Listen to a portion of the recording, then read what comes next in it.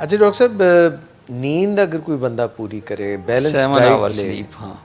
और आप फरमा रहे थे कि बैलेंस डाइट भी हो जाए, कोई हल्की आउटडोर वॉक वगैरह, वाक, हाँ। क्योंकि अब तो सर्दी उतनी नहीं ना रही इंडोर नहीं, की। बिल्कुल नहीं, हाँ। और आपने फरमाया था कि एंजाइटी, डिप्रेशन, स्ट्रेस, स्ट्रेस, इसका असर कोरोना की बीमारी पर क्या पड़ता देखिए स्ट्रेस आपकी इम्यून सिस्टम को ओवरऑल डाउन करती है। स्ट्रेस का मतलब होता है कि आपकी बॉडी में ऐसे केमिकल रिलीज होंगे जो आपकी इम्यून सिस्टम को सप्रेस करेंगे। तो स्ट्रेस, तो क्रॉनिक स्ट्रेस है? और जी एक्यूट स्ट्रेस और क्रॉनिक स्ट्रेस दोनों स्ट्रेसेस जो हैं ये मामलात को बिगाड़ सकती हैं। ठीक है।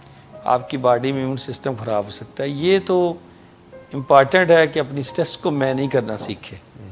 और अब इस सारे एपिडेमिक के दौरान भी सारा नर्व्स का एग्ज़ाम है, मैं समझता हूँ। अच्छा।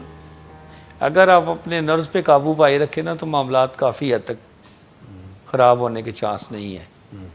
लेकिन अगर हर बंदा पैनिक होकर सड़कों पे सैनिटाइजर्स और मास्क के पीछे भागना शुरू कर दे, मूड मिजाज भी लोगों का बिगड़ जाता है तो स्ट्रेस की वजह से। लड़ाई झगड़ा, हाँ, खाम खा का, खाम किल किल, घरों में किल किल, बाहर।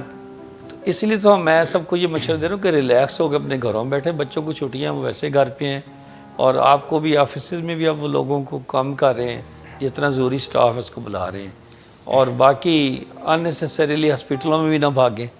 थोड़ा सा फ़ायदा भी है, अगर लड़ाई होगी तो लोग जो है वो मुंह उधर करके सो जाएंगे, तो उसमें भी कुछ फ़ायदा हो सकता है। सही है।